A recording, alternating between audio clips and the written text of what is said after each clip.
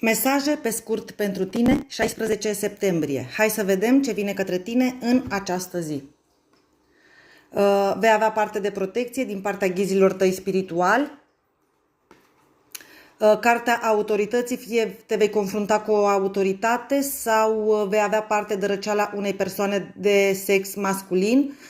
Respingere. Secrete ce vor ieși la suprafață, zodia Taur.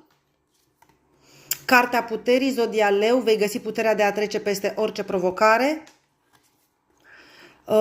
O relație din trecutul tău își face prezența în viața ta acum, Rac, Scorpion, Pești.